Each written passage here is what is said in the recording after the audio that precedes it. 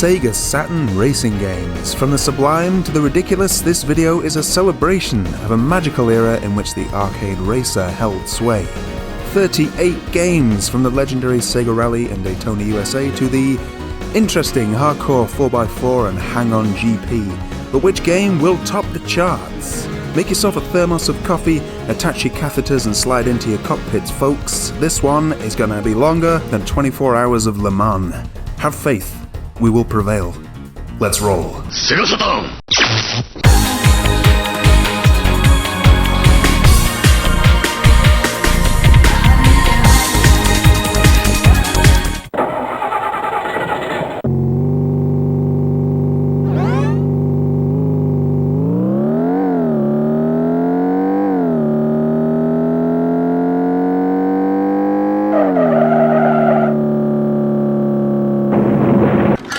Race Drivin is an arcade game originally released by Atari Games in 1990. In arcades, obviously. Players must test drive several high-powered sports cars on stunt and speed courses. The game is the sequel to 1989's Hard Drivin and was part of a new generation of games that featured 3D polygon environments and cars.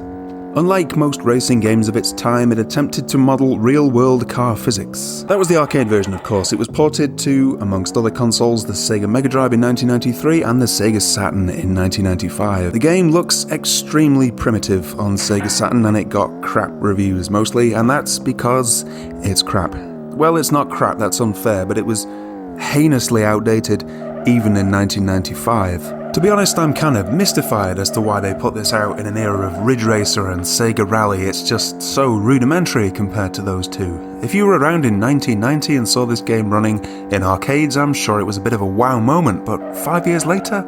I had a version of this game on my Amstrad CPC 464 when I was about 6 years old in the very early 90s, and it was very impressive to me then.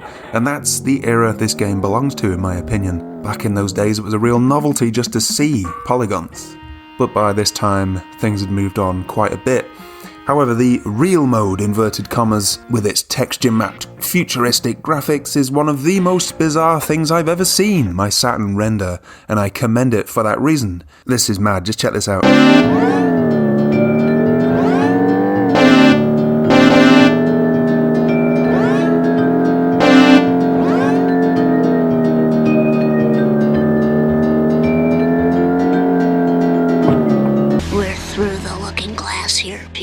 I have nothing at all against this game, but for my money, it is the worst driving game on Sega Saturn.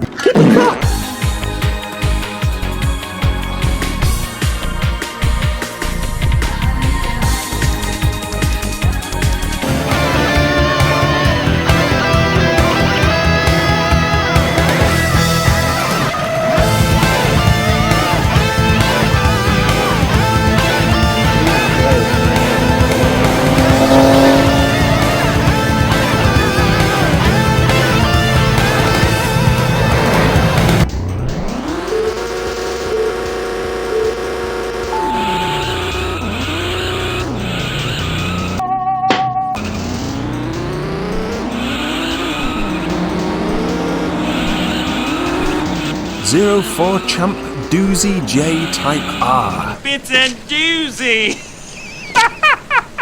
Is a 1997 Touge racing game for the Sega Saturn. I've probably pronounced Touge wrong, I do apologise. It was released by Media Rings exclusively in Japan as part of the 04 Champ series. So what's 04 Champ? Well, it's a series of racing games created by Yutaka Kaminaga at Media Rings, which started in 1991 with a PC engine titled 04 Champ. I mean, obviously I can't understand the story because I don't speak Japanese or read it. It seems to be quite in-depth. There's some quite nice sprite work going on. The racing itself, though, well, it's tricky. Very tricky. You have to shift through the gears and use the clutch and all that, get your revs right and all that kind of thing. It's not very nicely presented, in my opinion, and, well, it's just not for me. I much prefer to actually have a proper race around a track or down a road with corners and things like that. That's my cup of tea. If this is your cup of tea, then you may well enjoy it. This one gets a Sega Retro score of 62, and yeah, it's not great, man, in my opinion.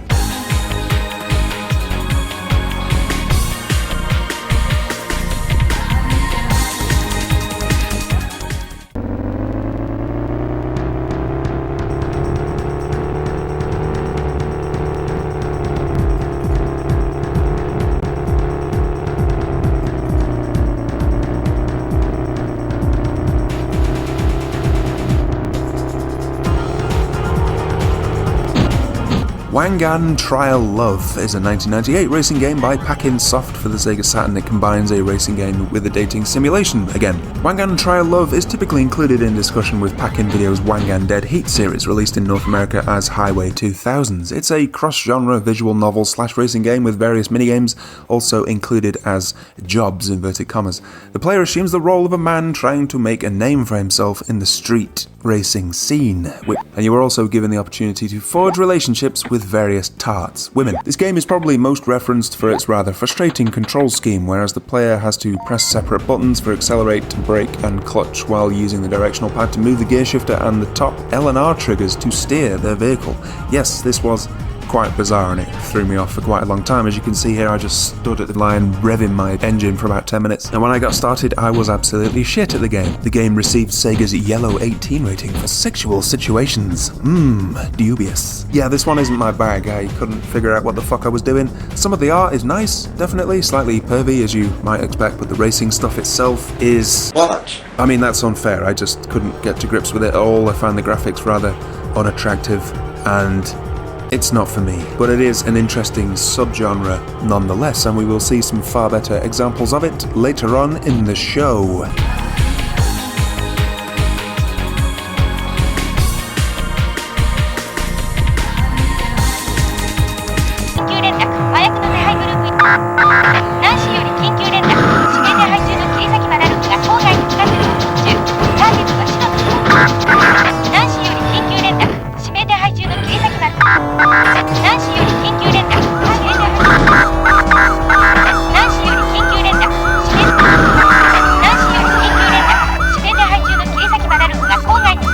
Thighs on that woman. Jesus Christ, you could crack walnuts with them. Taito. Chase H.Q plus SCI is a compilation of Chase H.Q and its sequel, Special Criminal Investigation, published by Taito for the Sega Saturn.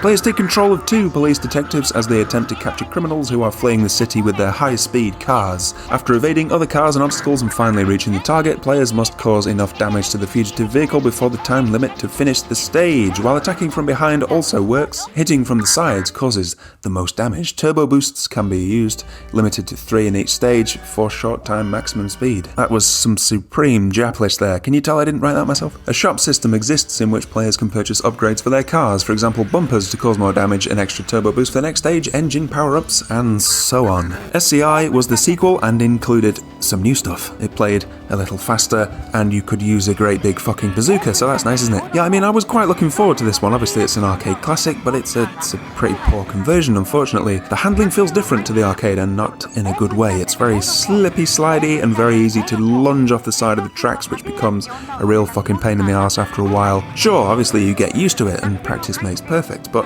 I just didn't find this one terribly enjoyable to play. The Saturn was known by many for its very high quality ports of 2D arcade games, so you might assume that this one would be an almost perfect port. But alas, it actually looks quite different to the arcade original, and it could do with being in 60 frames per second also. The colour palette is not nearly as attractive as the original in my opinion, and yeah, it just feels a bit low rent all round, unfortunately. No idea what the reason for the changes are. I mean, they might as well have tried to rebuild the whole thing in 3D or something if they weren't going to produce an arcade accurate port. Strange. Puzzling. But the worst thing is that as you're battling away with the controls, you've got this insane Japanese woman babbling on at you constantly. It drove me absolutely mental. I don't even know what she's saying, of course, so maybe it's something important.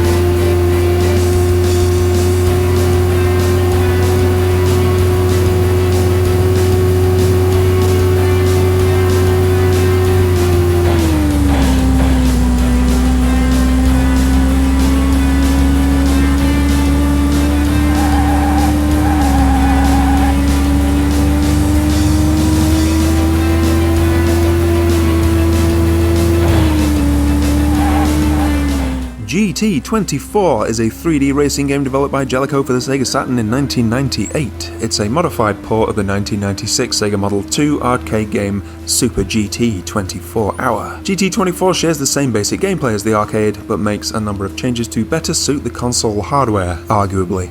While tracks are identical in shape, they are physically smaller, with less detailed scenery. More modes and options have also been added. This game is boring, in my opinion. The graphics are, okay. I like how the time of day changes as you race around. That's a nice touch. The music's really bland, in my opinion. It's boring. The handling is, I don't know what the best way to describe it is, really robotic feeling. You know, you don't really feel like you're turning a physical object, just a bunch of polygons in a video game, I suppose. Well, that's exactly what you are doing, but you know, you're supposed to give the impression of a real physical object, and they fail to do that here. I don't have a huge amount to say about this. There are many better racing games on Saturn, but it's not like it's a piece of shit or anything. I don't know, I give it like 6.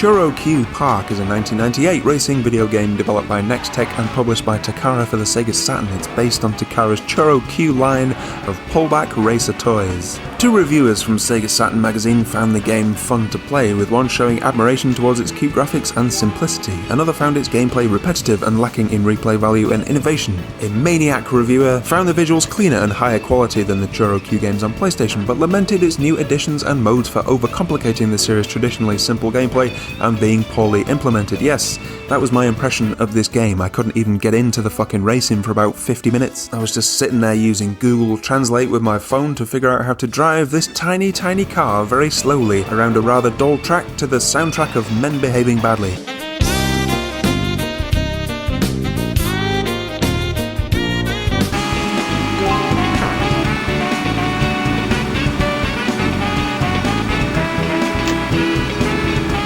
This is like a racing game for elderly people. It's incredibly slow. There's an element of strategy to it that I didn't realise. It's a party-focused racing game in which the player will race against 3 or 4 opponents in several tracks on an island. Every Choro Q has a limited time. Upon use, the Choro Q will slow down when its timer runs out. Pressing Y will activate the Change perk that will change your Choro Q to another one within your party.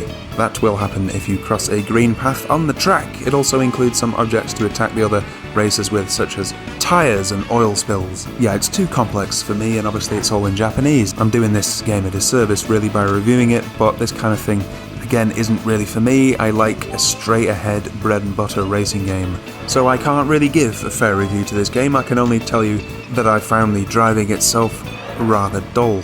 But hey, it might be your bag.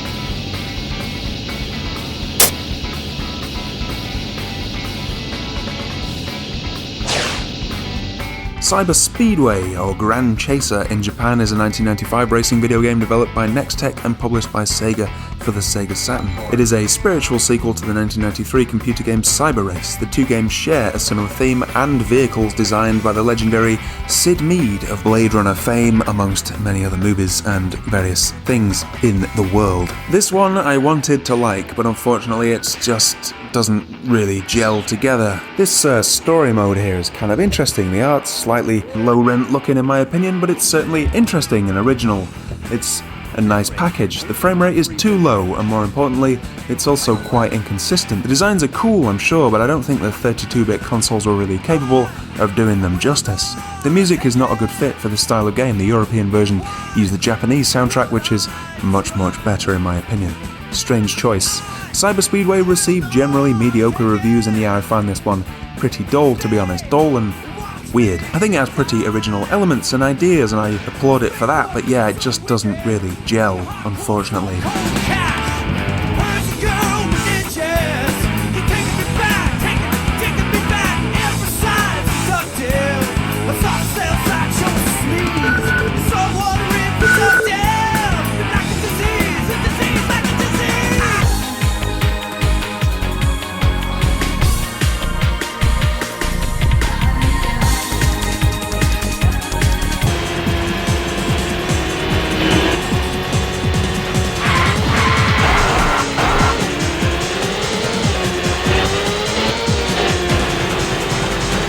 This is it, the final lap.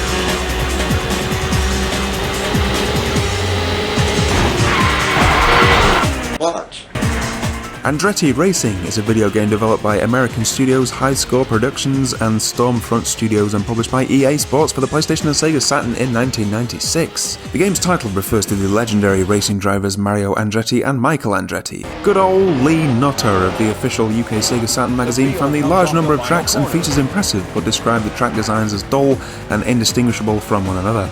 Additionally, criticising the weak sense of speed, occasional graphics glitches, lack of detail in the cars and poor PAL conversion, he concluded that Andretti Racing does remain very playable, with the various options and a huge amount of tracks providing a very lengthy challenge, but it seems to be a victory for quantity over quality.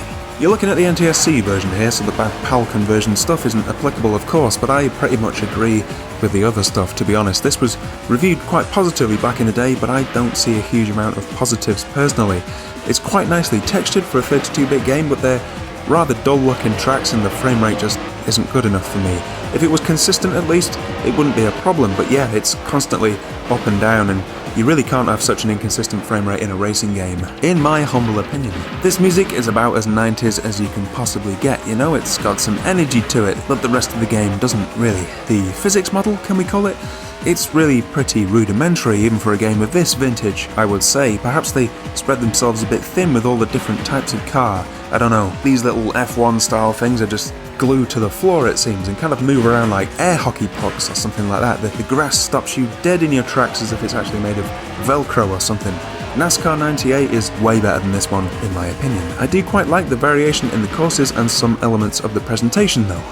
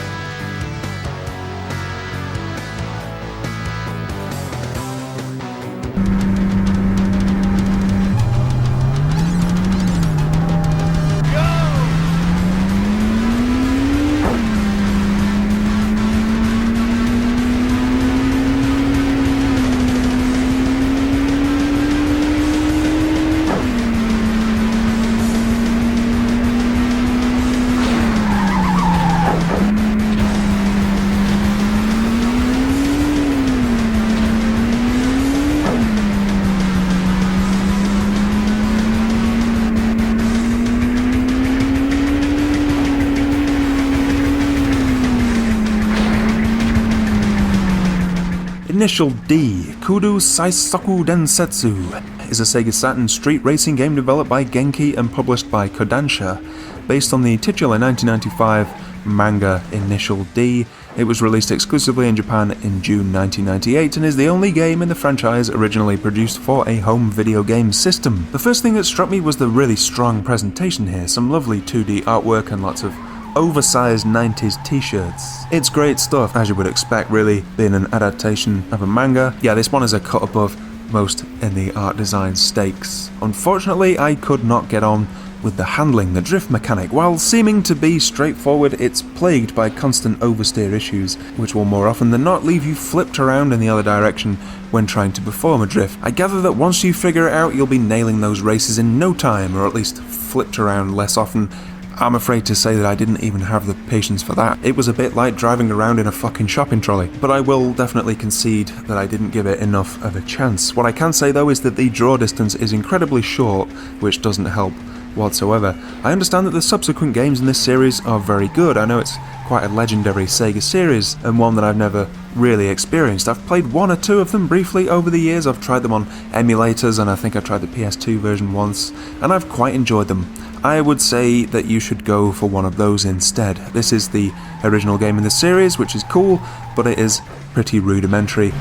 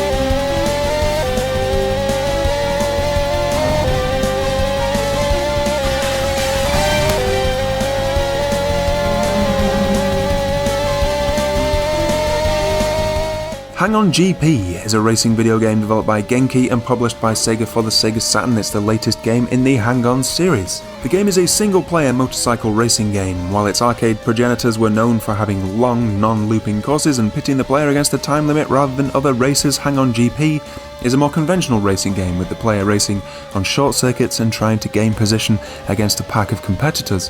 Hang-On GP received mixed reviews at the time of release. Some praised the game for being one of the first 3D motorbike racing games for home consoles, while others criticised the poor controls and poor animation. Compared to Sega AM3's Manx TT Superbike, Hang-On GP appears to be a much simpler and less polished title, though it does offer more playable courses. Yes, the bikes really do turn like this. Amazing, isn't it? I switched from the D-pad over to the analog stick and it does indeed have analog control, but you have to move the stick with the delicacy and finesse of a malnourished hummingbird, or else you'll end up flipping wildly from side to side, just like this.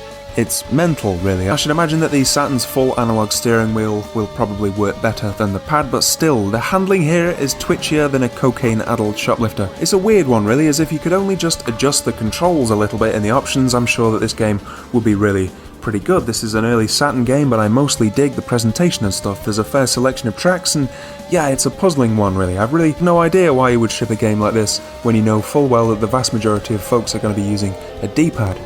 Answers on a postcard, please, or you can just put them in the comments, I suppose.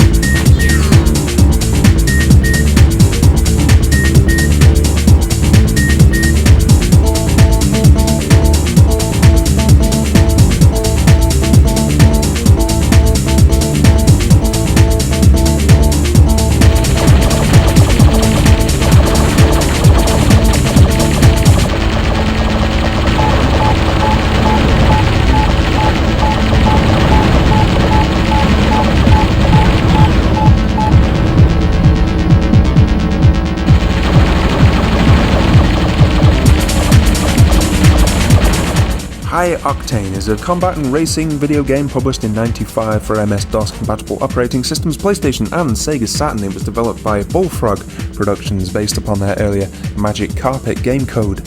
The tracks are wider and more open than most racing games. Hi-Octane was not as well received as the thematically similar Wipeout by Psygnosis and was criticised for the short view distance. Bullfrog released an expansion pack with 3 new tracks and new game modes. The frame rate is pretty terrible, as you can see, but because it's reasonably consistent and because of the wide nature of the tracks and the sort of fisheye lens effect, it doesn't stop you from having a somewhat enjoyable time. It has cool tunes, the graphics are, well, I quite like the design. It's not a patch on Wipeouts though, of course. Yeah, Wipeout, that would be a good summary for all these futuristic racing games, really. Not a patch on Wipeout, it was just that much better than the competition. The courses are a bit confusing, although you do kind of get used to the layouts, and I found it a little bit irritating having to remember to stop for fuel and stuff like that.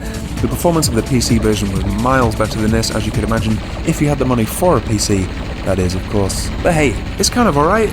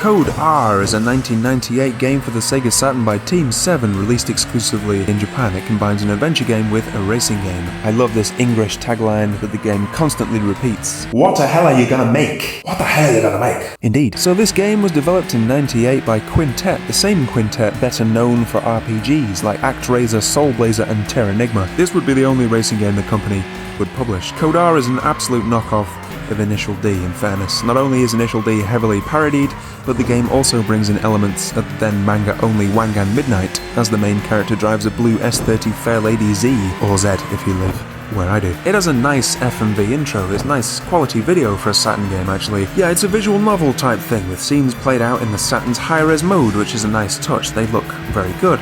It's a tough game to play. The physics model feels quite sophisticated for its time, but the cars feel kind of top-heavy to me, and needless to say they slip around the track like groundskeeper Willie in an air vent.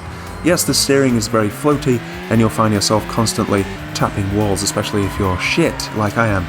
The build for this game, that is, its engine and the completed product also looks like it could have used a bit of work to me. Not only are there issues with clipping, but polygons on the cars often disappear or change colours at random. The graphics overall are okay, a bit bare bones, but they have a solid frame rate, and that can't be said of many racers of this vintage.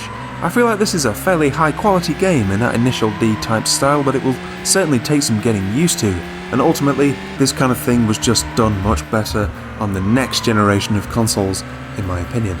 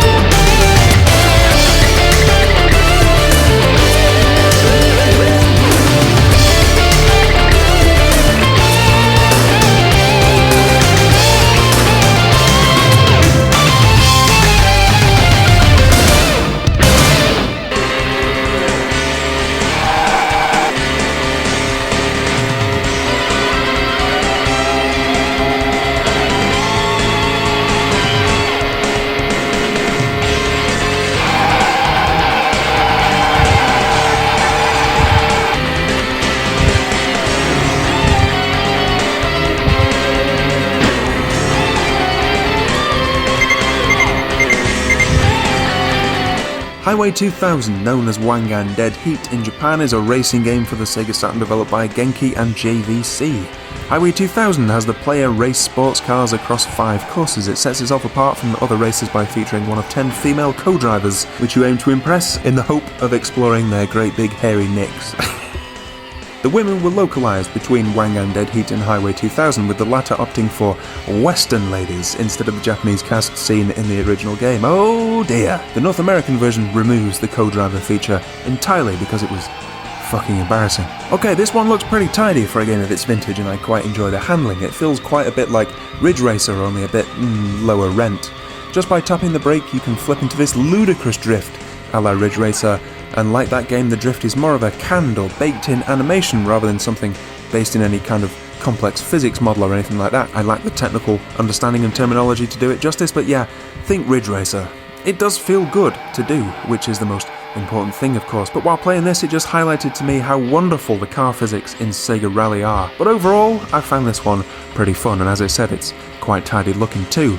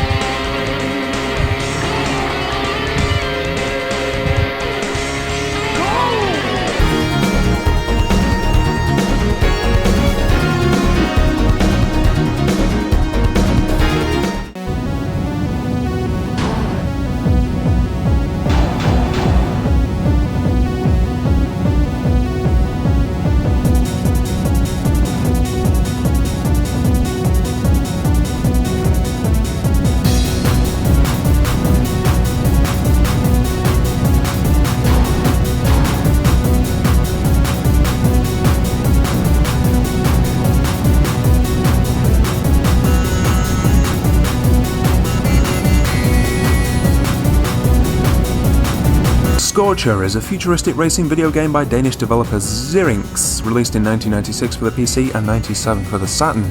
Originally announced under the name Vertigo, the game focuses on special motorcycles that reach up to 450 km an hour, racing through dangerous tracks in a dystopian year 2021. Yeah, that pretty much looks like modern day Manchester, to be fair. Scorcher was one of the most graphically advanced Sega Saturn games of its time, enough so that Sega shipped an unfinished version of the game to third-party developers as a graphics demo for the Saturn. Though the Saturn version was hyped in the press during its development, the completed game underwhelmed most critics upon release.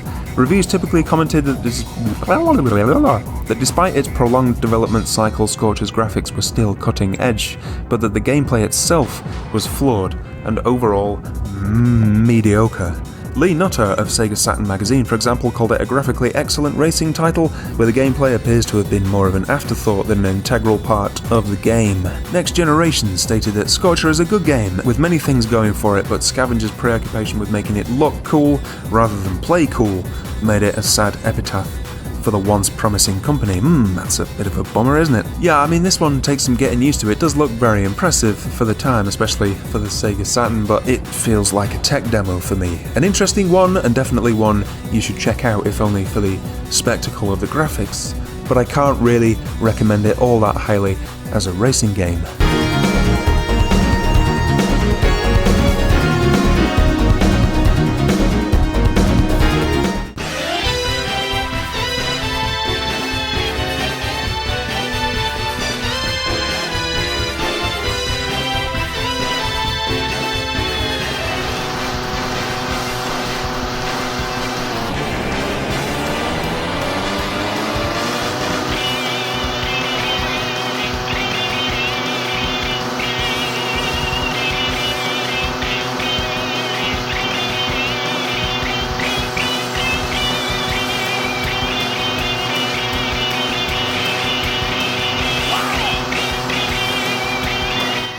Gale Racer, or Radmobile, is a racing game developed by Sega AM3 and published by Sega in '91. It was Sega's first 32-bit game, using Sega's System 32 arcade system board. It was also the first appearance of Sonic the Hedgehog, who appears as an ornament hanging from the driver's rearview mirror. The game was ported to the Saturn in December 1994 in Japan under the name of Gale Racer. It received mixed reviews. Critics praised its 3D visuals, but criticised its gameplay. The killer one with this is the draw distance for me. It's absurdly short, cars just appear out of nowhere and smash you straight in the face. You can't really see where you're going either. I like the use of colour and the environmental effects. I also like the Sonic dangly toy thing there, of course. It's not a fantastic game though, and it does miss the 60 frames per second update of the arcade version. It certainly has a number of things going for it.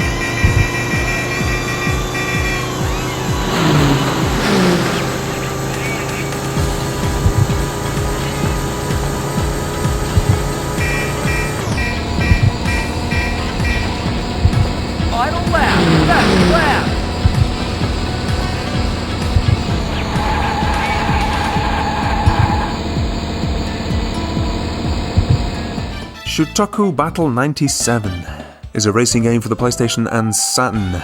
The Saturn version was released only in Japan, the PlayStation version was released as Tokyo Highway Battle. Very little separates the two versions of the game, but there are some minor colour differences, and the PlayStation uses real alpha transparencies where required. The Saturn version runs at a slightly higher resolution in-game, however both use the same 2D assets, meaning on the PlayStation 2D elements are stretched horizontally. This is most noticeable with the speed dial, which is a perfect circle in the Saturn version but an oval on the PlayStation. That was interesting, wasn't it? The Saturn version of this game has recently been translated by some awesome folks on the Interslice, so here it is in all its localized English glory. So how is it?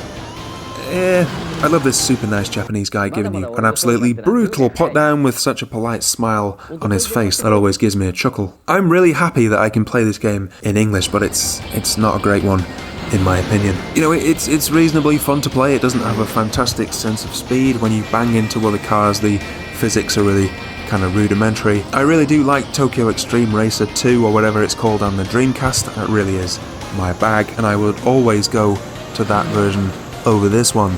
It's hard going backwards sometimes, isn't it? Nevertheless, this is the first game in a series that I've enjoyed quite a bit over the years, and it's well worth a try, especially seeing as it is now in English. An interesting curio, I would say.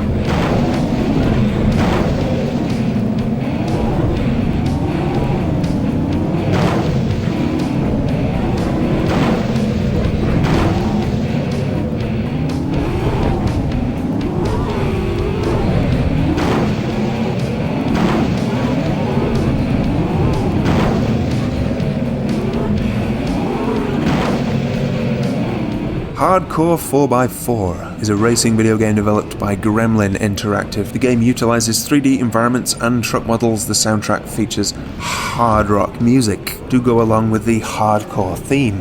It's an off-road racing game. The player controls a 4x4 like a Jeep or pickup truck around 3D cross-country loops and attempts to get to the finish line first. Imagine that in a racing game.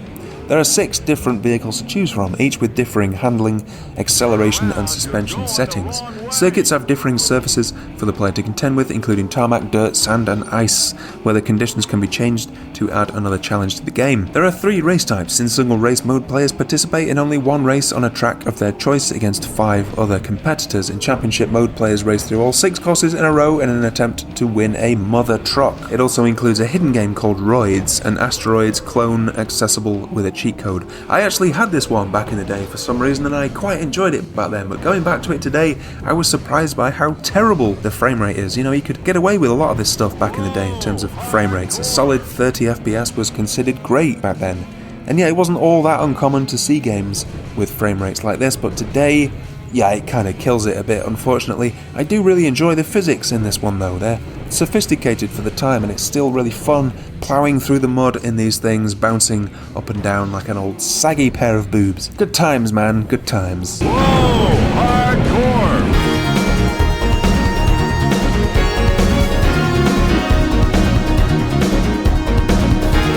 As well as a split screen mode, this one has a goddamn widescreen mode. Engage.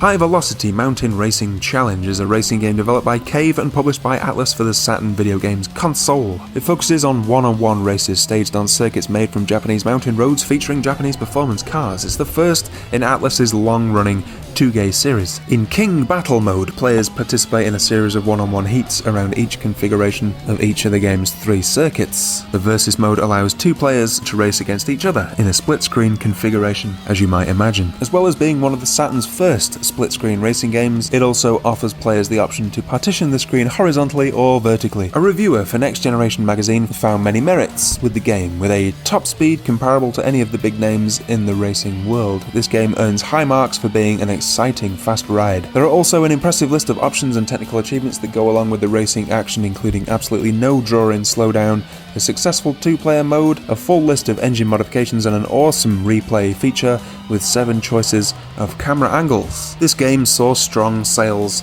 in Japan, and of these early street racing Japanese style games, this one and its sequel are by far the best in my opinion. Yeah, it's fun, man. The graphics are of their time, of course, but they're certainly fairly detailed for a 32-bit game, and the frame rate is acceptable. Handling is pretty satisfying, as is the sensation of speed. The menus and UI and stuff are pretty ugly though, and I'm not a huge fan of the music either. I did enjoy this one, and it's a pretty high quality game. The sequel is miles better though, and you will see that coming up shortly.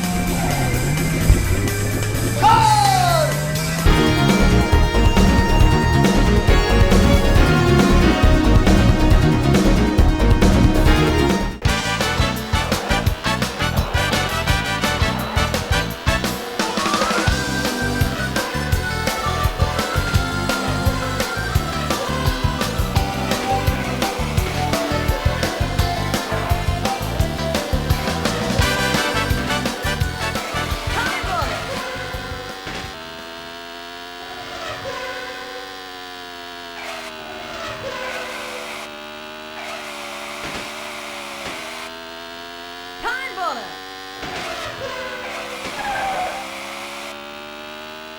Time Warner Interactive's VR Virtua Racing. Or just Virtua Racing.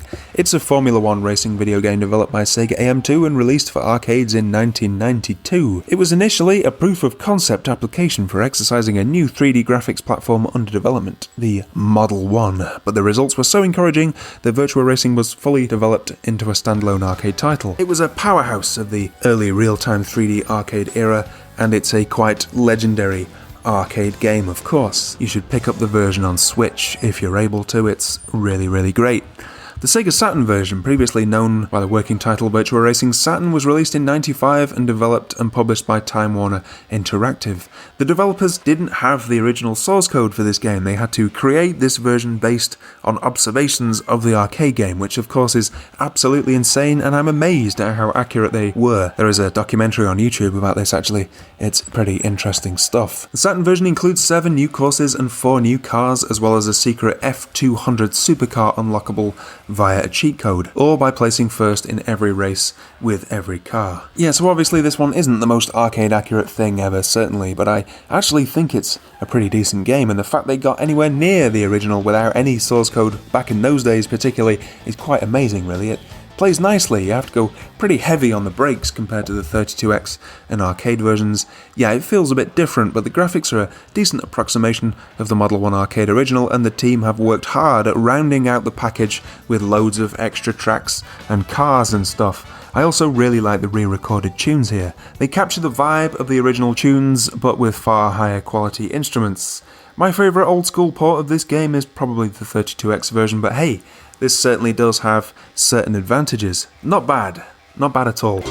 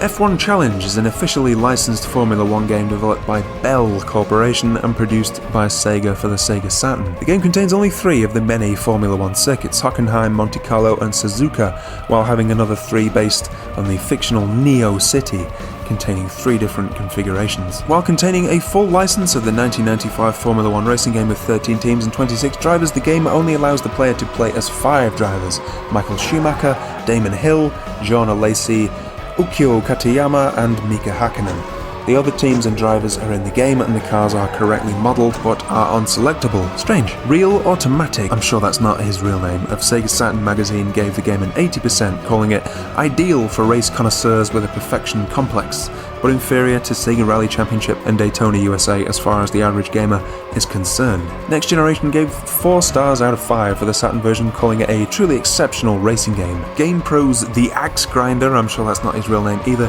criticised the weak AI and the generic rock soundtrack. Generic rock soundtrack? Jesus Christ, just listen to this.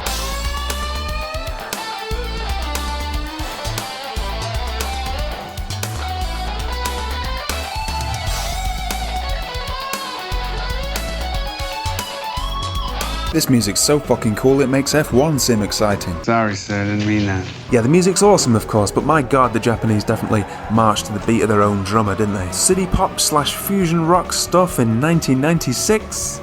Only in Japan, folks. I kinda got off on this game, man, I really did. It has a vibe, it really does. The handling model's pretty nice, it's really fun sweeping around these bends here, zipping in between cars and whatever.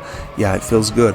It does struggle a bit on this Monaco track here, which is full of tight turns. If I smashed into walls at these kinds of speeds, I would be dead many times over, of course, but here I actually won the race. Well, who cares? It's a fun time.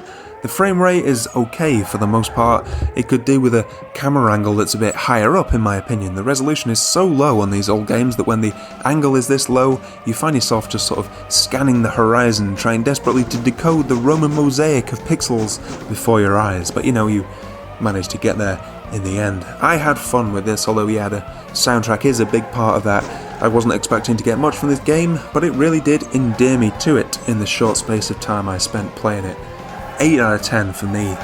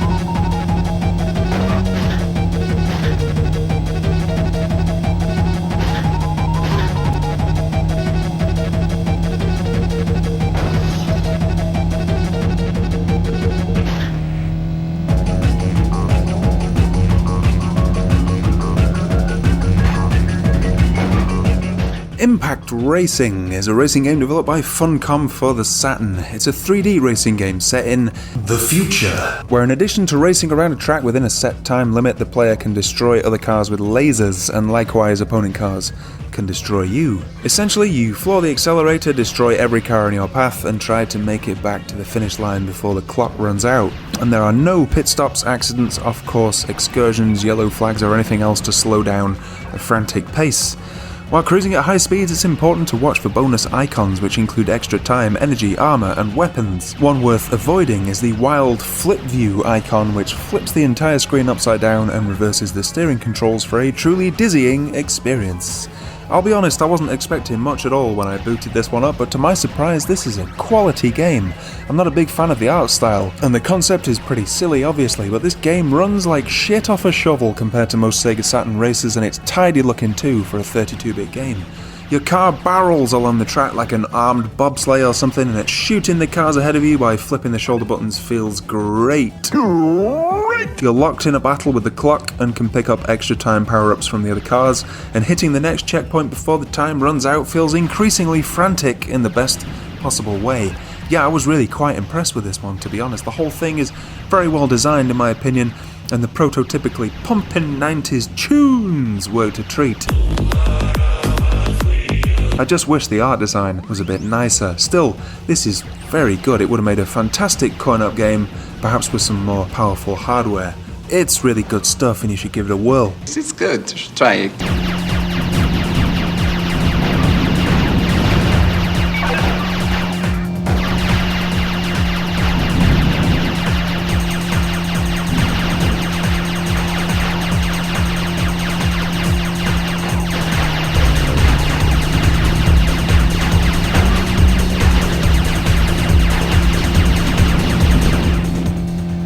You did it!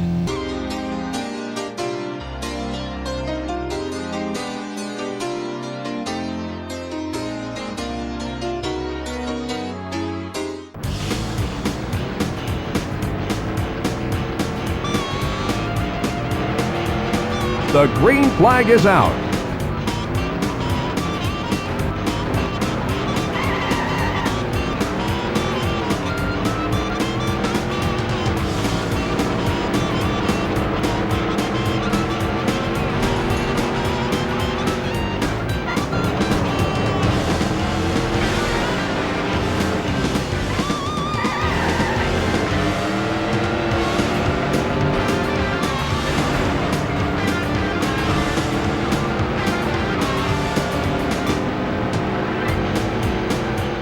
NASCAR 98 is a racing simulator video game published by EA Sports and released in '97 for the PlayStation and Saturn. This was the first game in the EA Sports NASCAR series. The original non-collector's edition version included 24 NASCAR cars and drivers, including Jeff Gordon, Dale Earnhardt, Mark Martin, Dale Jarrett, Rusty Wallace, what a name, and some other guys I've never heard of. 10 official NASCAR tracks, including Charlotte Motor Speedway, Bristol Motor Speedway, and the then Sears Point International Speedway. I'm reading this off a list and I don't really have a fucking clue what I'm saying.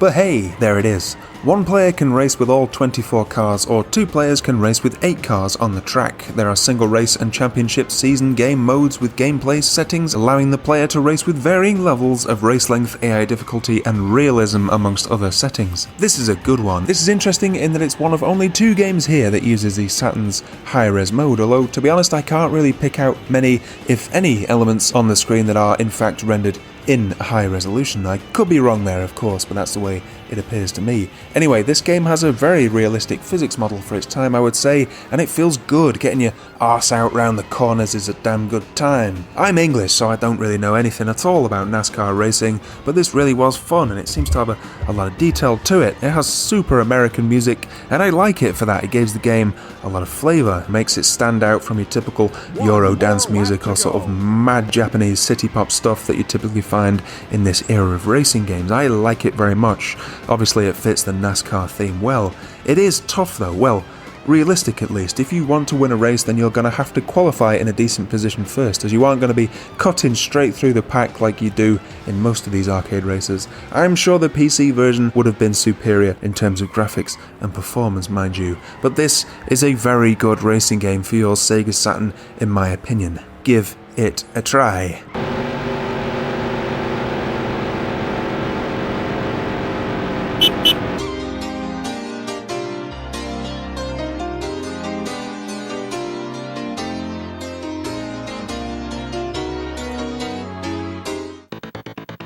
Go for number 1. 3, 2, 1, go!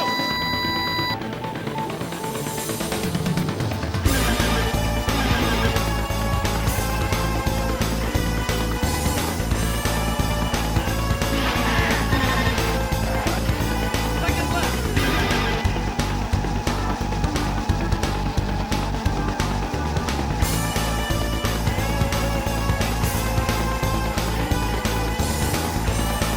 lap.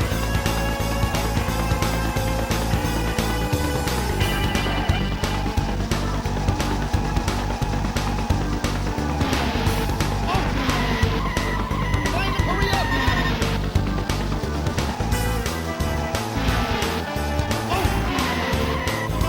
Hurry up!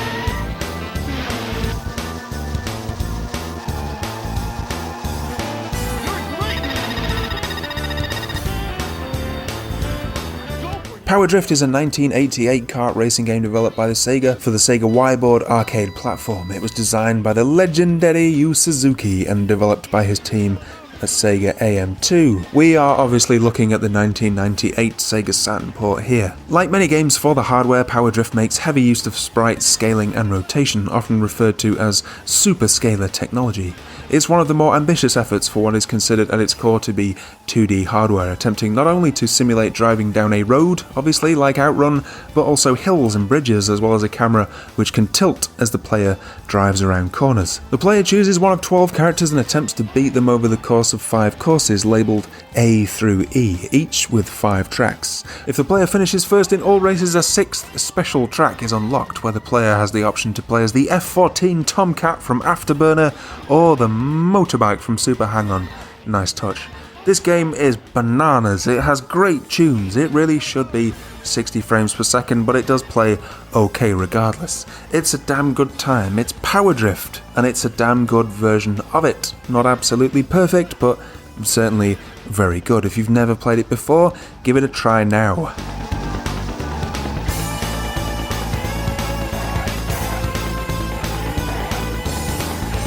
third lap.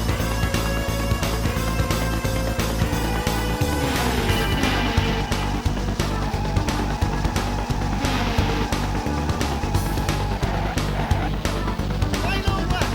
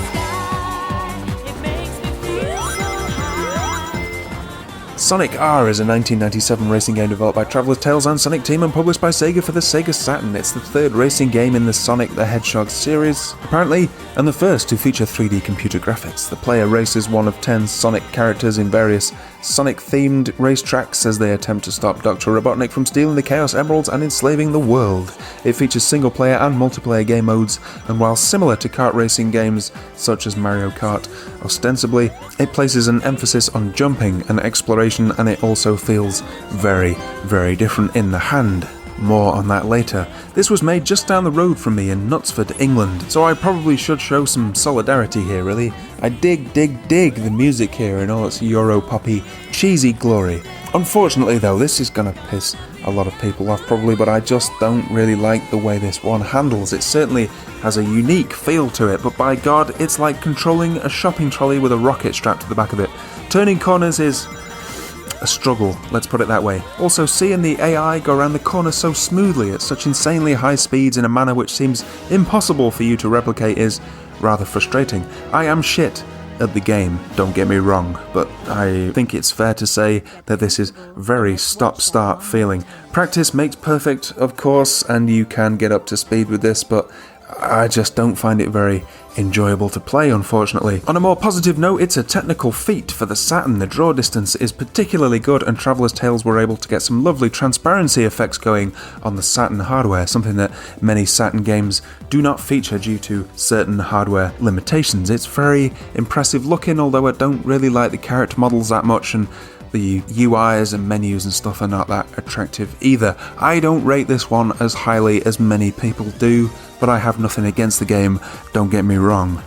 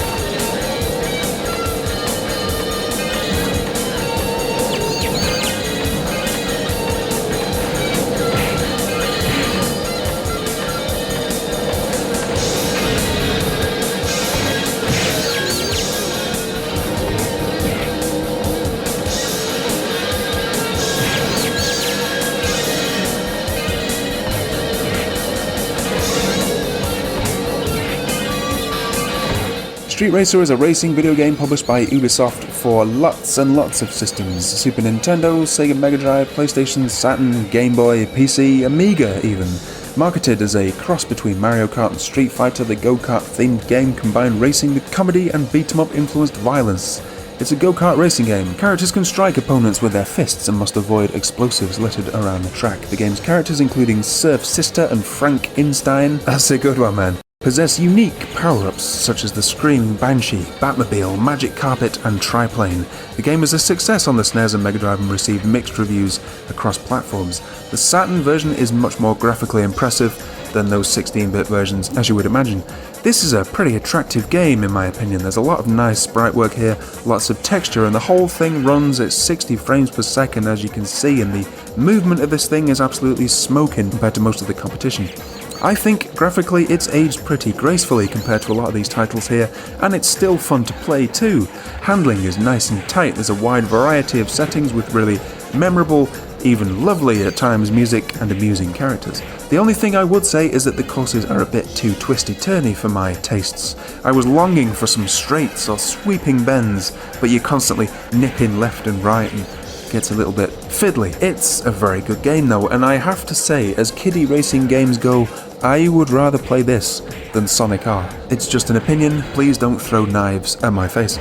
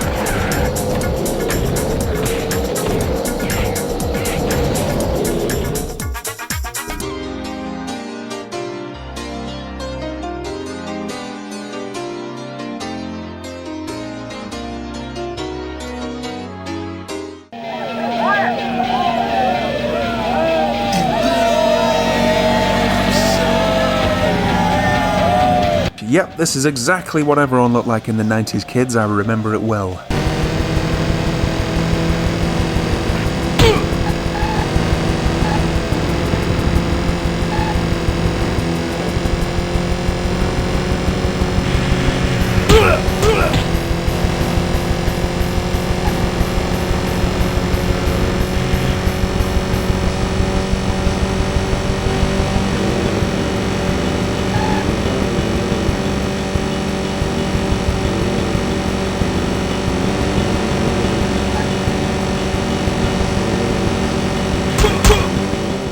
Road Rash is a 1994 racing and vehicular combat video game originally published by Electronic Arts for the 3DO Interactive Multiplayer console. A version for the Sega CD was developed simultaneously and released in 1995. The game was subsequently ported to the PlayStation, Sega Saturn and Microsoft Windows in 96. The game is the third installment in the Road Rash series and is centered around a series of motorcycle races throughout California that the player must win to advance to higher difficulty races while engaging in unarmed and armed combat to hinder the other racers. The 3DO, Saturn, PC and PS1 versions are all quite different actually, and there's an excellent comparison of all the different versions on YouTube, which I'm sure you'll find with a quick bit of googling. Long story short, they all have their good points and bad points. The game itself is very good. The sound though is terrible. Why not use the licensed music in the in-game races? That's insane in my opinion, and being able to drive around to the sound of Soundgarden would have been a huge improvement. Maybe there's some technical reason for it? I don't know. The bike sounds are also distinctly 16-bit sounding to me, and so are these police sirens. But the game itself, it's really fun. Sprite-based objects overlaid on polygonal tracks lends the game a bit of a floaty feel, but it's great when you manage to get a feel for it. It also feels good smacking people in the face at a high speed. The frame rate on this Saturn version is very high for its time too, which helps the experience a great deal. There's a ton to get stuck into here, some great FMV sequences, some cool artwork that absolutely screams 1990s in the best possible way. Not absolutely top tier in my opinion, but certainly very good.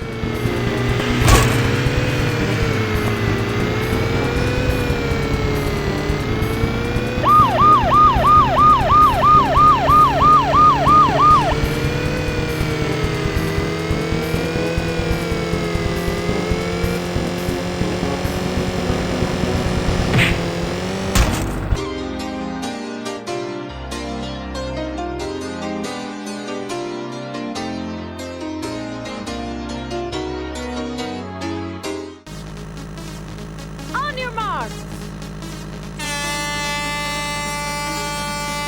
Go!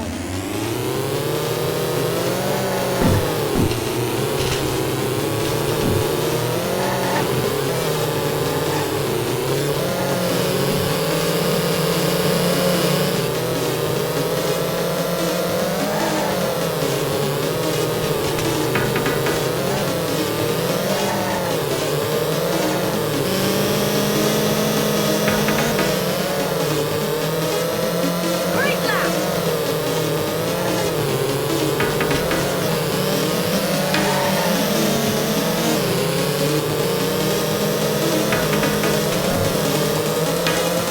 Great lap!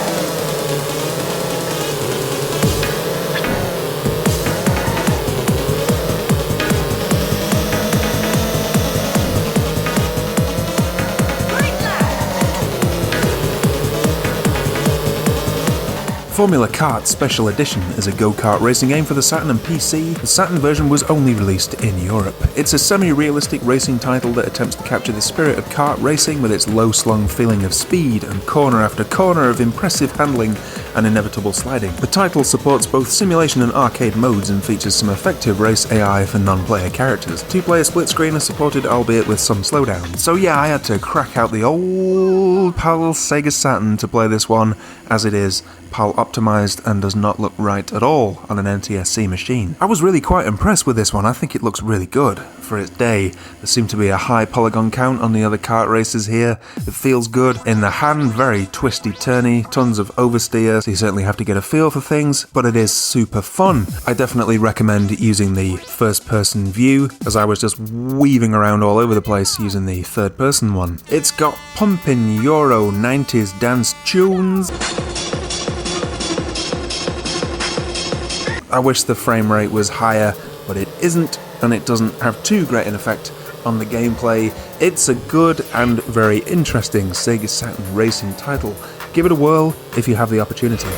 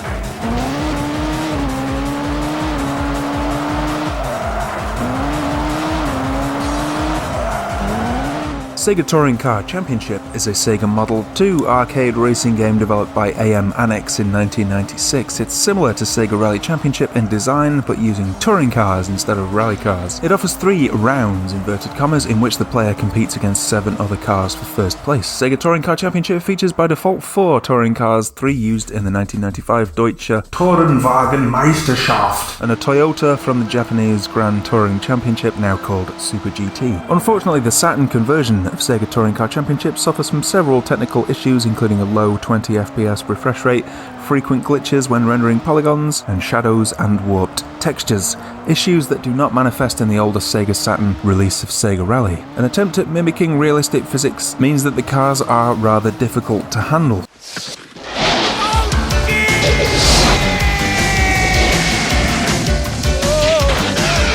Yes, indeed they are, although I would highly recommend using the analog controller, as it does improve things a great deal in that department. Yeah, it's a funny one, this. Like, I love the crazy 90s trance tunes, takes me right back to the days of 2 Unlimited and all that Euro shit. I like touring cars themselves, I think they're cool, I like all the advertising splashed all over the cars. So I like the theme, I like the music. I think it's kind of ugly though, to be honest with you, compared to the other top tier racers, and the handling, even with the analog pad, is an acquired taste, I would say. Certainly you can get used to it, and once you do so, it is quite a satisfying game. So it's not that it doesn't work, it's more of a question of whether it's particularly pleasurable or not, and yeah, I think this one is good, but it's not right up there at the top of the list for me. Give it some time though, give it some practice, and you may well find it to be one of your favourite races on the Saturn.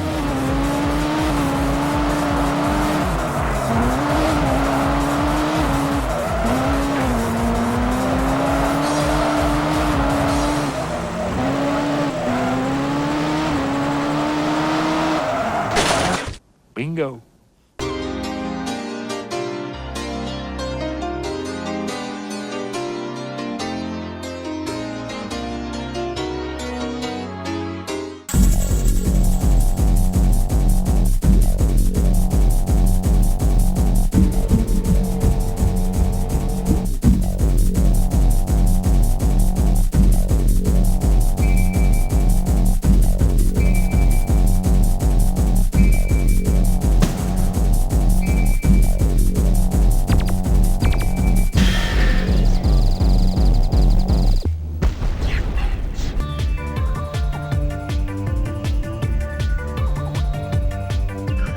Wipeout, stylized as Whip capital E apostrophe out, those crazy kids, is a racing video game developed and published by Psygnosis. It's the first game in the Wipeout series. It was originally released in '95 for PlayStation and DOS, and in '96 for the Saturn, being a launch title for the PlayStation in Europe. Wipeout. Well, despite being a massive Sega head, I love this game, and I did a video about it on my channel already a year or 2 ago now. It's probably my favourite series on PS1, and in fact it's possibly my favourite racing series of all time. It was a hugely important title on PS1 in Europe. It established that PS1 cool factor, chimed with the club/dance music culture of the time, and it was also an excellent futuristic racer that still plays brilliantly today and has some out-of-this-world art design from Sheffield-based design agency The Designers Republic. It's also emblematic of an era in which some of the most polished, graphically impressive, artistically interesting, innovative, and downright cool games in the world were coming out of the UK. Eventually, the game was ported to Saturn, and the port is not bad. This is one of the few games on this list that I'm legitimately pretty good at for what it's worth. The frame rate is pretty low, it is definitely lower than the original game, and this does affect the gameplay somewhat, but on the plus side it's a consistently low frame rate, and so I was able to adjust to it after a few races. The lack of transparencies is a bit of a bummer though, and it lends the game a rather scrappy appearance.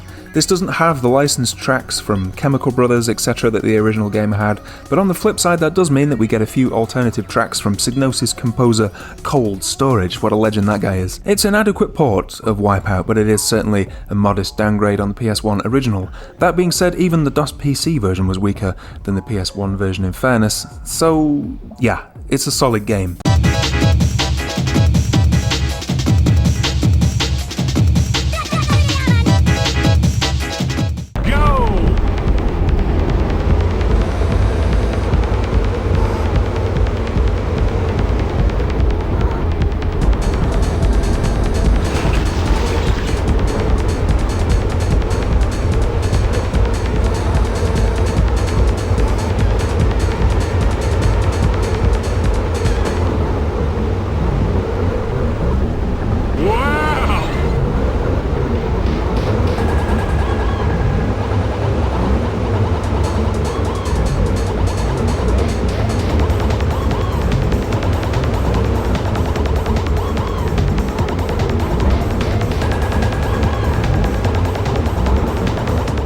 Destruction Derby, or Derby if you're from England like me, is a vehicular combat racing video game developed by Reflections Interactive and published by Psygnosis. Based on the sport of Demolition Derby, the game tasks the player with racing and destroying cars to score points. The developers implemented simulated physics to make the results of collisions easier to predict, and they kept the game's tracks small to increase the number of wrecks. Versions of Destruction Derby were released for DOS, PlayStation and Saturn. Critics found Destruction Derby enjoyable and they praised its graphics and car damage system, but the Sega Saturn releases received mixed reviews. This game started the Destruction Derby franchise, beginning with its 1996 sequel, Destruction Derby 2! Christmas 2! I'm quite fond of this game. It doesn't look quite as good as the PS1 version, but the frame rate is solid enough and overall it looks very decent in my opinion. The handling model is really good, I think. I love this UK flavoured 90s tunes. Yes, this is in fact a UK developed game, and although the Destruction Derby premise is very American, of course, it definitely has a UK vibe to me, as illustrated by this Brummy accent here. Get in more wine! Big beat dance music was all the rage back then, and this really capitalised on that. This was a very impressive early release for the PS1, along with Wipeout and the like, which really managed to establish the cool 90s tone for the PS1, in Europe at least. It was kind of a tech demo in some ways, with a very solid gameplay and championship mode attached, fortunately enough. The bits of metal flying off and the crumpling up of the cars was really next-gen stuff back in 1995. Reflections pulled off some amazing technical feats back in the day. Obviously that's a lot less impressive these days, but I do still find the game very enjoyable. This is a slightly weaker version of the game than the PS1 original, but it's still very solid in my opinion. Yeah, it's a good one.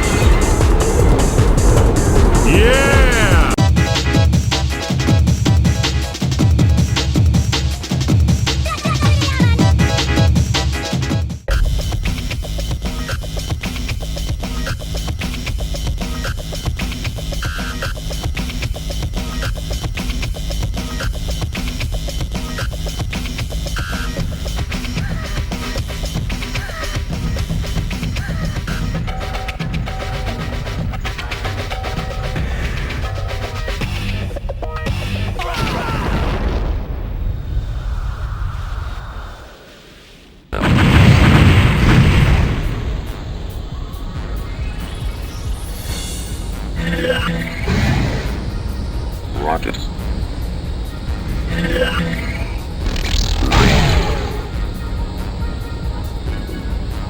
Rocket.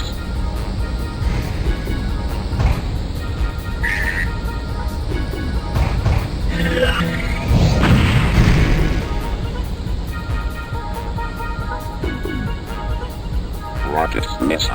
Rocket. Miles.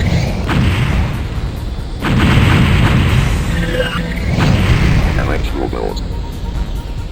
Rocket.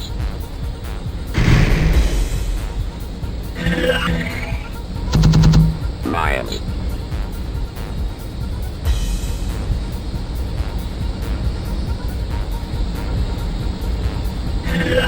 Contender eliminated. Electrobolt. Wipeout 2097, released as Wipeout XL in North America and Japan, is a racing video game developed and published by Psygnosis. It's the second installment released in the Wipeout series and the direct sequel of the original game released the previous year. It was originally released in 1996 for the PlayStation and in 97 for Windows and Saturn. Okay, the frame rate on this one is quite a bit better than the original game. It is still lower than the PS1 version though. The lack of transparencies do hurt the presentation once more, but overall this is a pretty good port, a better port than the original game, I would say. In a game absolutely tailor-made for the PlayStation's 3D capabilities, this was always going to be a bit of a tall order for the Saturn to pull off, but you know, it turned out pretty damn well. It's still an excellent futuristic racer of course, and it's a solid enough port.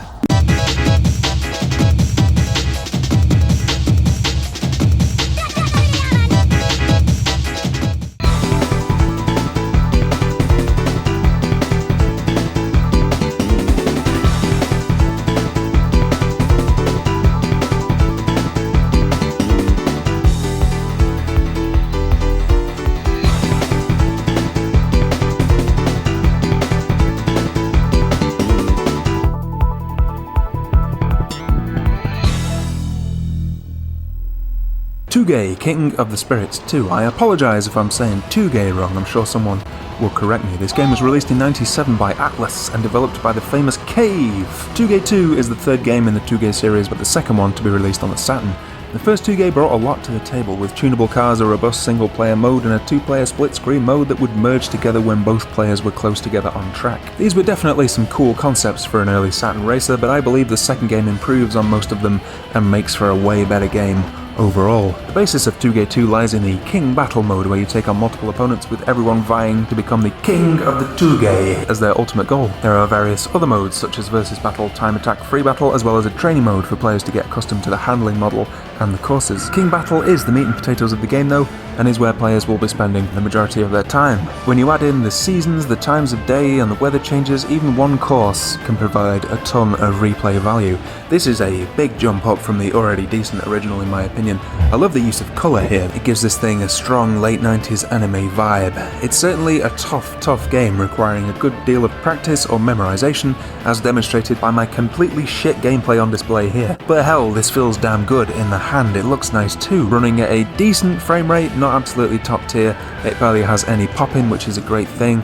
Yeah, it looks good. Most of the cars sport reflections, dynamic lighting, not to mention some great looking car models. It's definitely one of the better racers on Sega Saturn. I'm sure most of you probably won't have played this one, and you should definitely give it a try.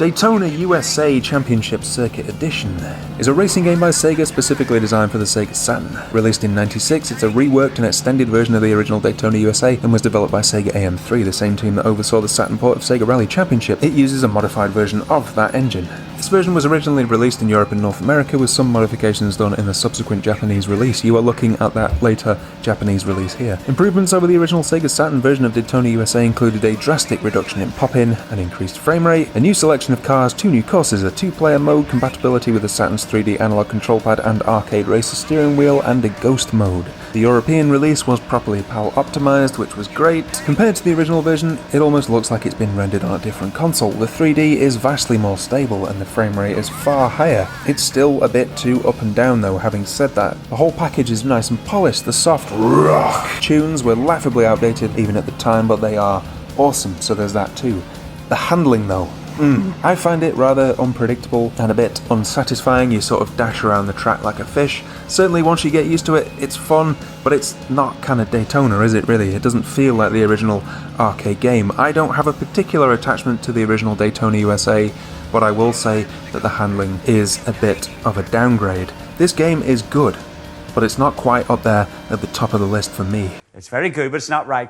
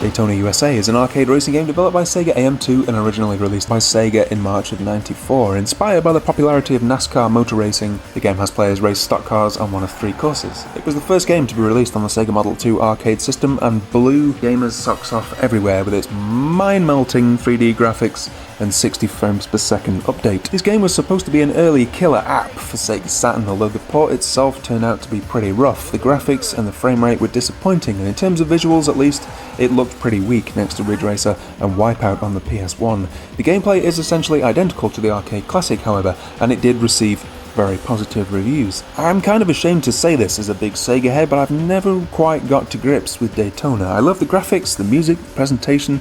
I'm not particularly fond of the handling. Despite numerous attempts at really enjoying this game, I've always much preferred Sega Rally and Virtua Racing. The first time I played this version of the game was later on in the Saturn's life, and it just looked really bad compared to the contemporary stuff that I was playing at that point. Revisiting this game was interesting for me. This NTSC version is quite a bit better than the PAL one I played back in the day. Still, even in this incarnation, the frame rate is so low that it's kind of hard to get a sense of what speed you're going at times. This is, needless to say, a big downgrade on the arcade original, but it does retain the colour and texture, kind of the original game, and of course the handling is there. That's the most important thing.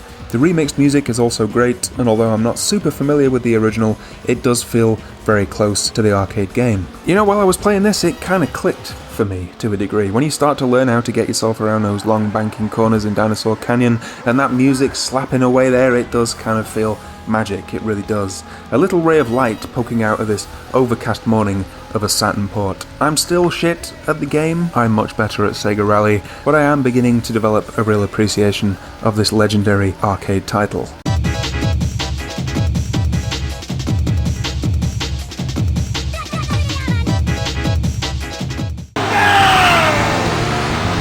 Great start.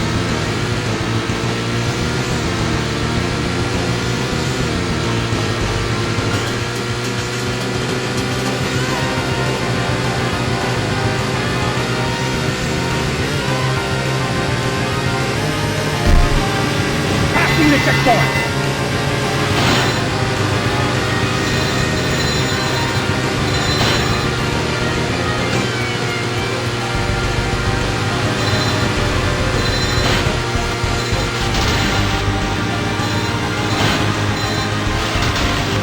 the checkpoint.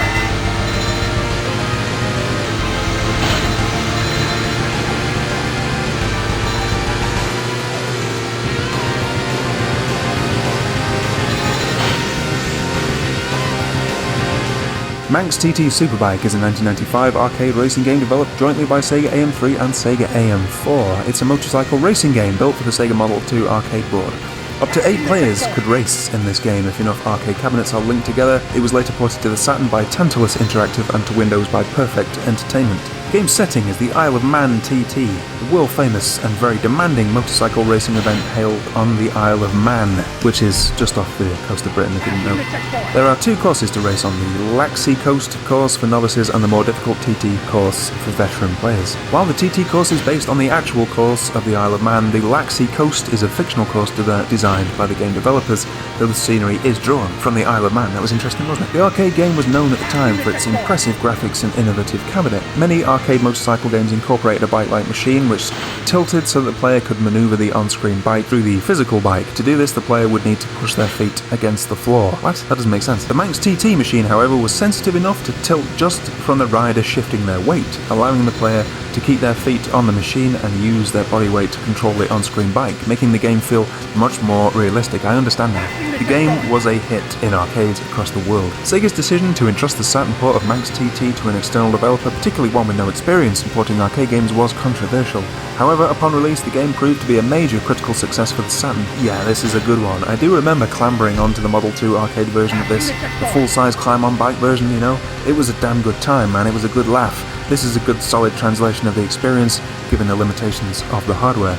It's also quite a nice representation of the Manx countryside for what it's worth. Well, if you happen to go there on a sunny day anyway. There are at least 4 of them every year, I'm told. Yeah, it handles well. The bike's turning sort of accelerates as you hold it down, which lends it a different feel to most Saturn races, and it means that timing is of utmost importance in this game, lest you smash against corners at every turn. It really pays off to learn the courses, which I haven't done particularly well, but you know, I did manage to win this race at least. This has full analog control, which is always nice, a really good sensation of speed, solid graphics, it's bright and colourful with a smooth, consistent frame rate, music that's simultaneously awful and absolutely amazing in that unique mid-90s Sega arcade racing manner. Yeah, it's not absolutely the best racer on Saturn, but it's certainly very, very good, and I would even call it a minor classic.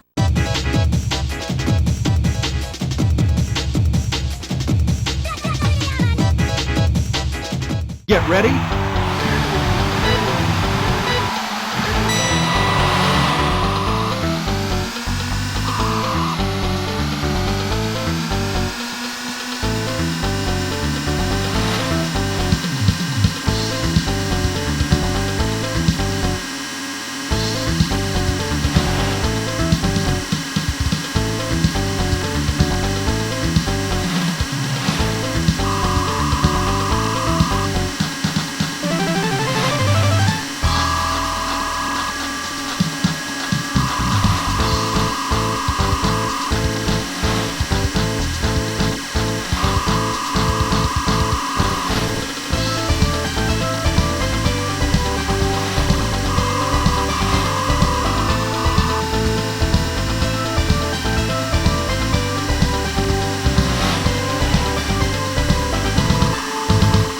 Sega Age's Outrun is a racing game ported from the arcade by Rutubo Games and published by Sega for the Saturn. It is a port, of course, of the 1986 classic arcade game Outrun. This Sega Ages version of the game is much the same as the arcade original, however it features extra options for difficulty, traffic, whether to use manual or automatic transmission, and a means of swapping between the Japanese and overseas layouts. It also has an arranged CD audio soundtrack in addition to the 1986 score. It's a fucking beautiful game, look at this. 852,000 beachgoers can't be wrong, can they? Some fantastic good old-fashioned 80s racial stereotypes here.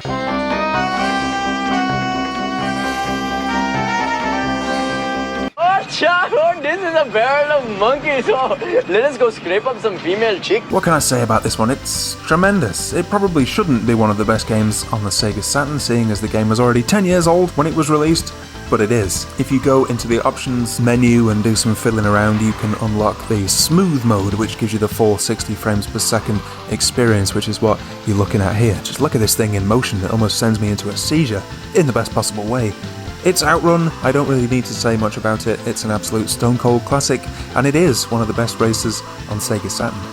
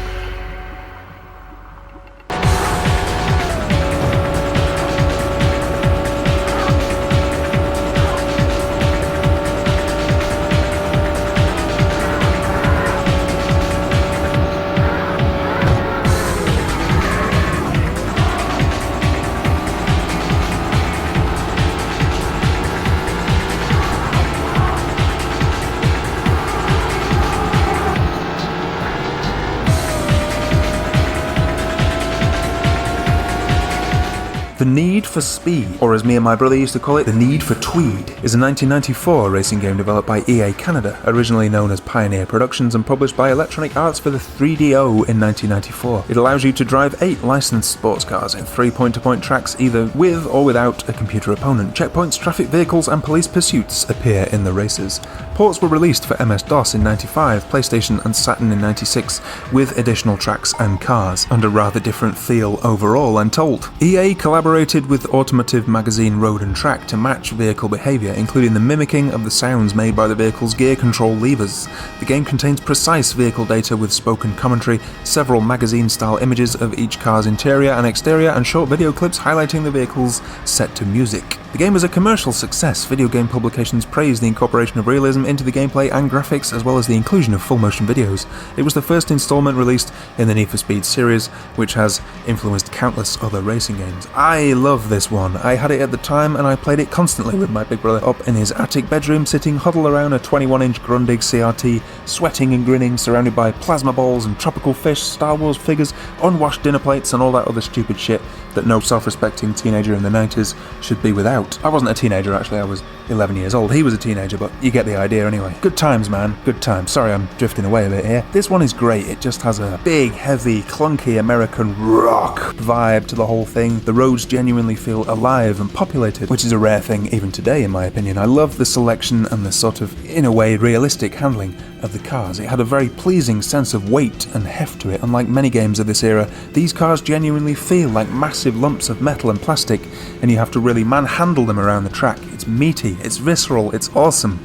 It's tricky turning corners because of this. You have to brake very early and then accelerate as you turn, or else you'll just plough into the barriers. Well, you'll probably do that anyway, to be honest, but you know, it's damn good fun regardless. Whatever happened to Need for Speed anyway? The first few were great, and then the fucking Fast and the Furious came along and never mind. Yeah, the frame rate is excellent for a Saturn 3D racer, and I love the environments here and the tracks themselves. I also love that you can beep your horn. Simpler times, man, simpler times. Getting chased by the police is good fun too, but don't get caught because they'll give you a ticket. One of my favourite Saturn races without a shadow of a doubt.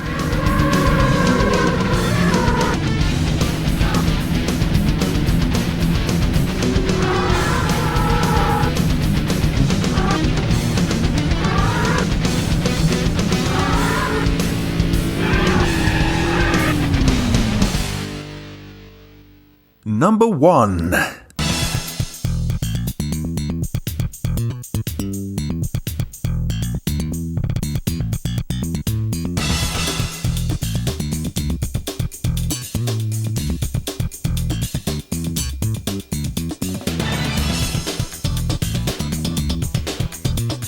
Go! Easy right. Easy left. Easy right. Over jump. Easy right. One medium right. Next one. Easy right. Over jump. Easy left. Easy left, easy right.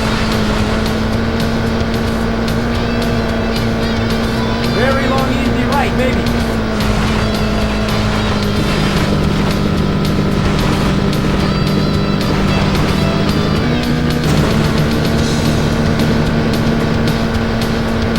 Finish!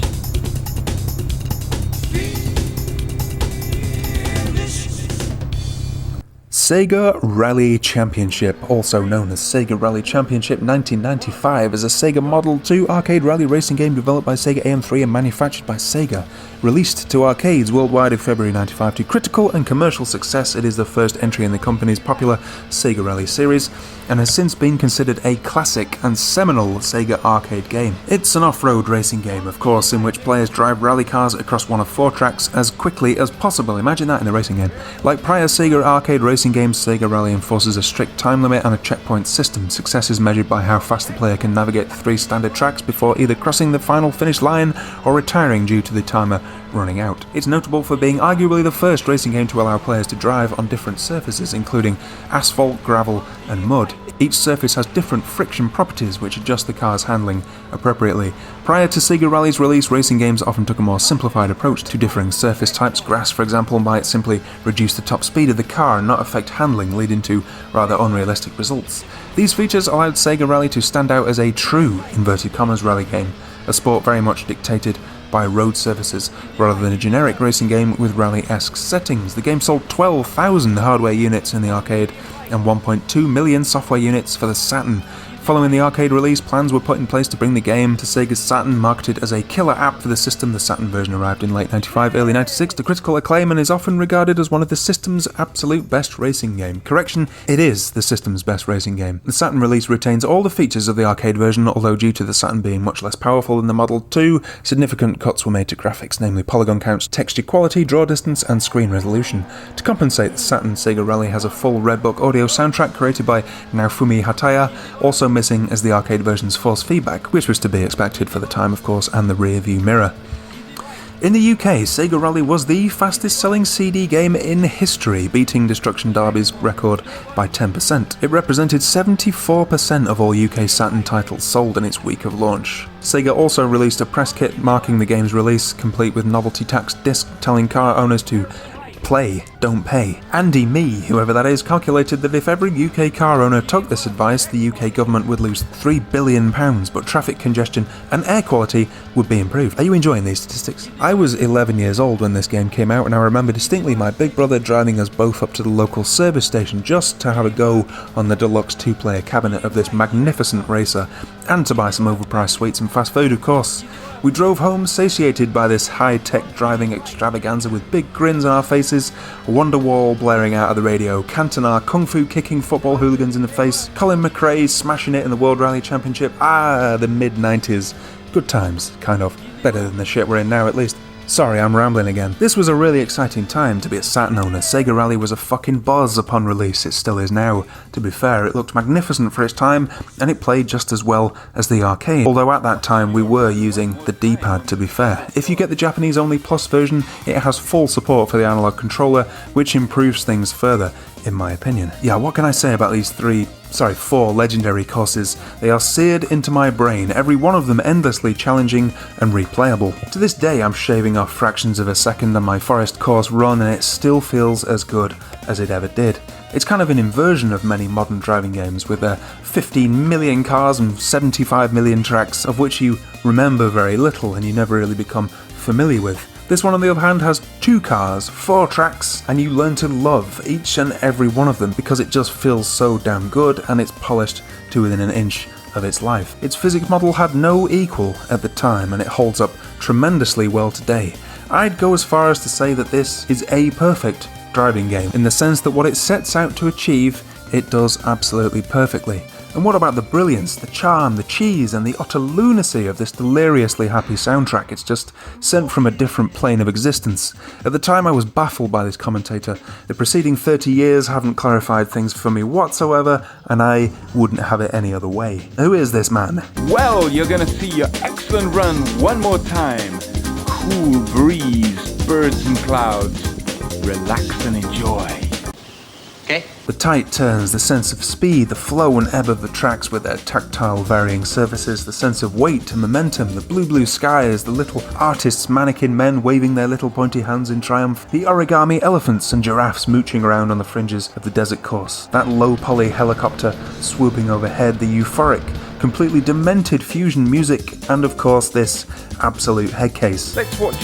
The key to victory on this cool course is patience. But as you know, only patience is not enough to win. Okay. It's still magic. It's still my favourite racing game of all time. It's still Sega Rally Championship.